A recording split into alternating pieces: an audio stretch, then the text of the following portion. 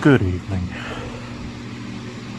I recorded so late last night that I omitted something fairly large because I was too sleepy. This is vertical again. I could not care if I tried. Anyway, but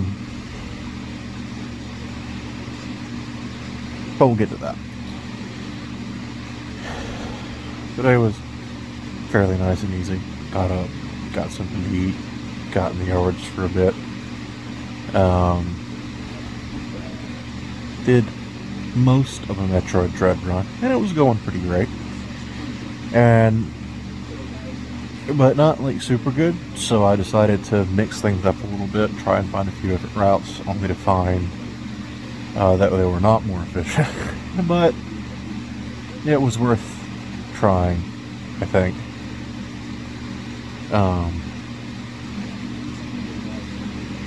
And it all fell apart when I realized. Before jumping to early gravity suit, I forgot to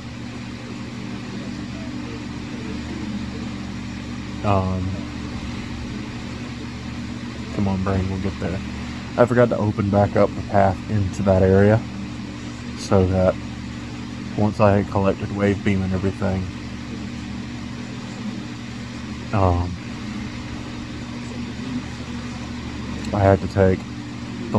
would have had to take a long way back around to get to the final area. So I called it there. I've also shook up my order a little bit.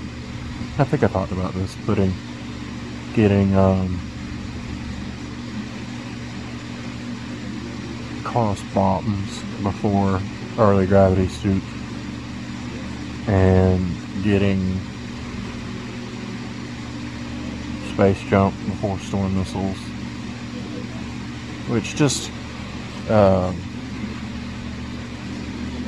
cuts down on the amount of running around you have to do, because otherwise you've got to go kind of across the map twice. I mean, you still kind of have to do that, but it's just a lot more efficient if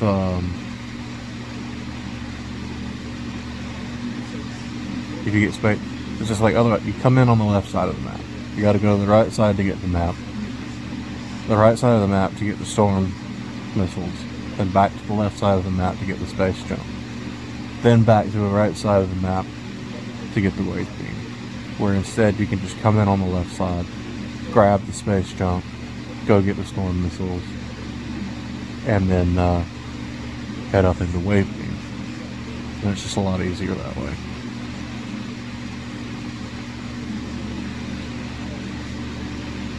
And getting cross bombs make that easy. Plus, my early, it makes the early screw attack a little bit easier. Because as is, without cross bomb, I was having to do like the big double jump into an area, hitting the morph ball button at the peak of the jump and the bomb button relatively quickly behind it, which wasn't the hard part. The hard part was this really precise wall jump that was just really hard for me to do consistently, where instead I can just use cross bombs to ball jump. I did it first try this time, which was two cross bomb, like one jump, place another one to break the blocks, one jump, two jump, done. It was stupid easy.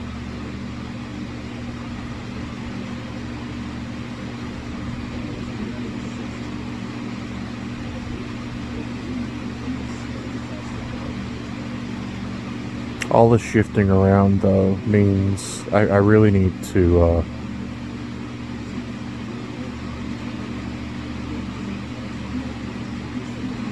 reset my splits.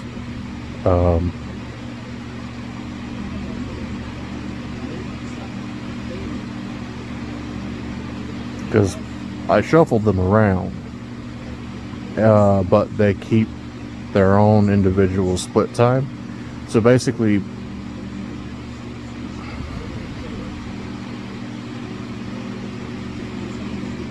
the way it works is, you know, you take a later split, like take moving Space Jump before Storm Missile. Space Jump keeps its individual split PB, but the timing's off.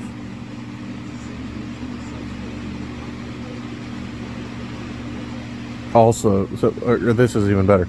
So, like, you get the Storm Missiles, and then you're meant, after you get Storm Missiles, when you go the way you're meant to get to Space Jump, you encounter a mini boss, and I have that as a split. And then you're like 2 rooms away from Space Jump. So my best split for that was just under 30 seconds. That's not the way it works now, because I moved Space Jump to the first thing I do in that area when I get back to it, from the defeating the boss before going back into that area.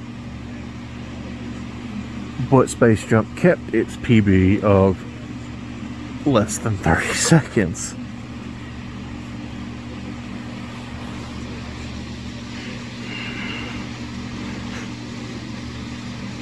So yeah, I probably need to reset.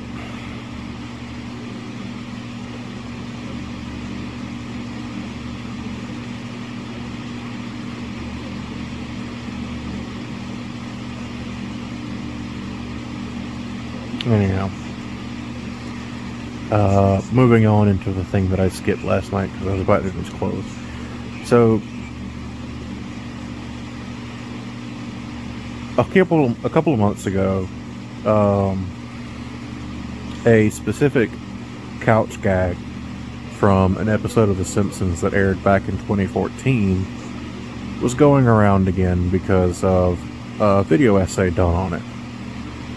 And I had seen the short, the couch gag, and it was strange but familiar because it was animated by Don Hertzfeldt, and I'm familiar with some of his work. I'm familiar with Rejects. That one's great. Rejects is fantastic. It's overly bloody, but it's a very simplistic style that makes it not as disgusting. But it is really funny. My spoon's too big. My spoon's too big. I also quote, "My anus is bleeding" more times than I should in the voice. My anus is bleeding.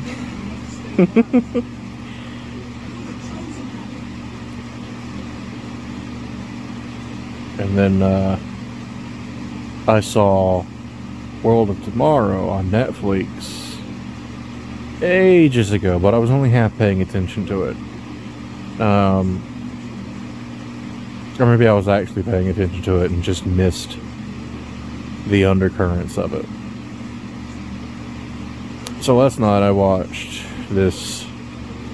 The literal title of the video is "The Best Simpsons Couch Gag is About Losing Everything You Love." And I was like, oh, okay. This is going to be good. I like some good heavy stuff, you know. Sometimes sometimes it is genuinely nice for something to come and just mess up your head every now and then. Even if it's heavy, because sometimes you just need to. It can be grounding.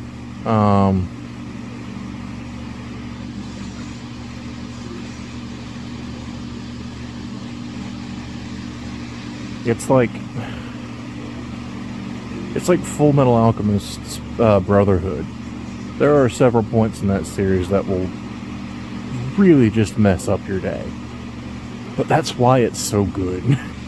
To be able to invoke that level of emotion about characters that don't exist, that never have existed, and never will exist in any sort of reality. But they affect you that heavily, yeah? So I'm watching this bit, and it goes into the heavier themes of it, and I'm not going to discuss them specifically, because frankly, you should go watch this for yourself. Just seriously, just just head to YouTube and type the best Simpsons couch gag is about losing everything you love, and I promise you'll see it. It's about half an hour long, between 20 minutes and an hour, half hour, I can't remember exactly. 29 sounds right for some reason, but don't quote me on that. It's not quite that long. There's a fairly lengthy ad at the end, but it's because he's sponsored by Audible, and he goes into a few minutes instead of just, saying try Audible. He actually goes into a recommendation and the reasons he recommends it and all that good stuff. So he talks about that recommendation for 5 minutes. Anyway, it explored this undertone of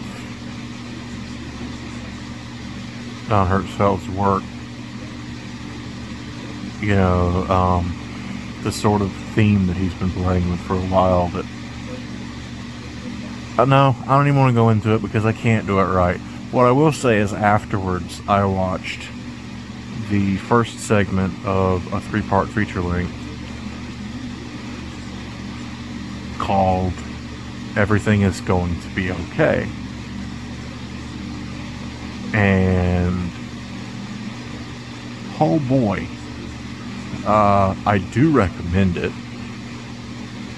The first part you can find on YouTube. But just be warned, it's heavy.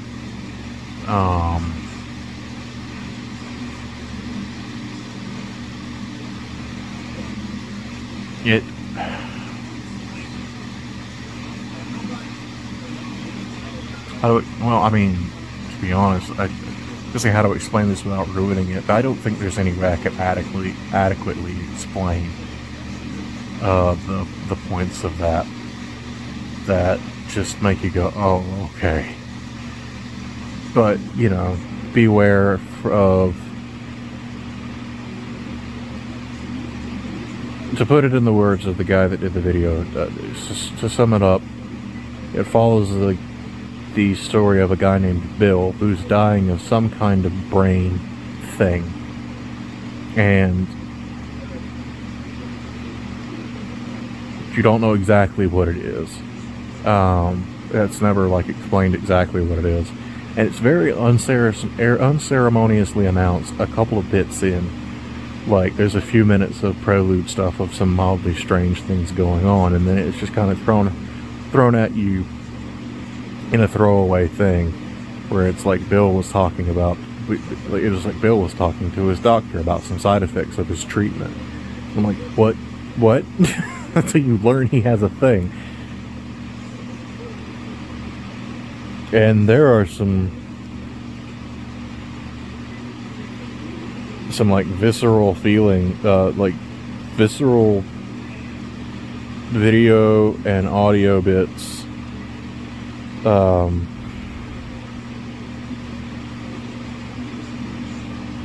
Basically, it's about a man that's dying of some sort of brain disease or psychological problem. And I can guarantee anybody that's ever experienced anxiety or depression or anything like that is going to have one bit in this 15-minute short that hits way, way, way too close to home and makes you go, oh, okay, I've never seen that feeling represented so well visually and auditorily. Jesus.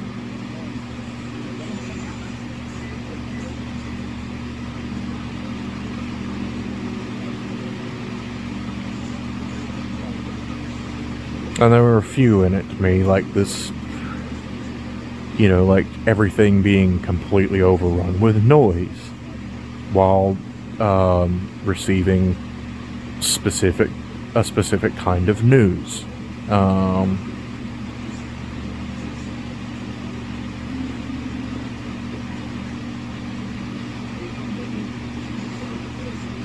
Yeah, no, that's all I'll say. The reason it comes back up tonight is I watched the other two parts of the movie. Second part is I Am So Proud of You. And that one punched me in the stomach like within the first 2 minutes. Jesus. And the last part is It's Such a Beautiful Day. And if you can find the whole thing in one piece, which is a little over an hour, that's the title you'll find it under. It's Such a Beautiful Day. But it's 3 chapters. Separately, they're known as Everything Is Going to Be Okay, I think. I Am So Proud of You. Maybe even I'm So Very Proud of You. And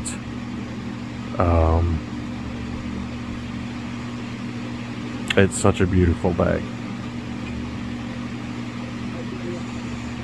And they are just fantastically heavy.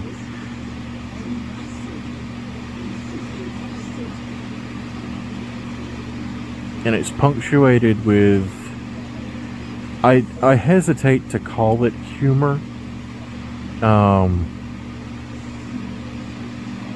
It's lines that if they were not if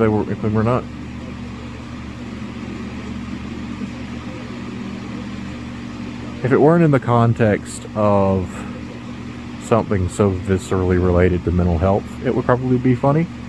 And still, some of it can be funny.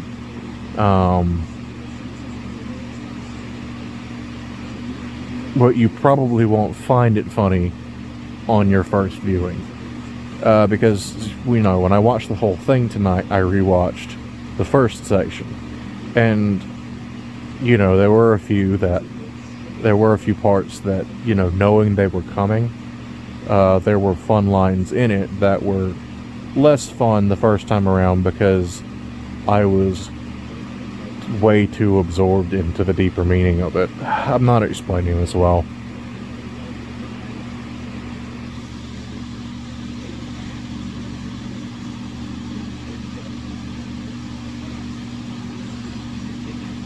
Anyhow, seriously, at the very least, go watch Everything Is Going to Be Okay, and then if you're tempted by that, it used to be all on Netflix, and I missed that book.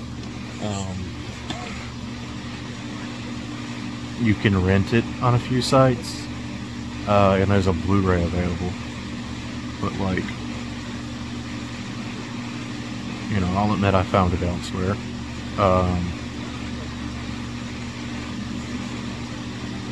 It's made me want to watch World of Tomorrow again, but I can't because it's nowhere.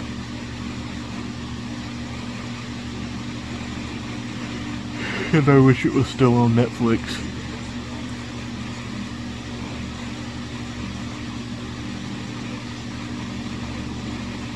Anyhow, tired, going to bed. Oh no, wait, I forgot. So when I was done watching this, and there were quite a few gut punches right at the end too,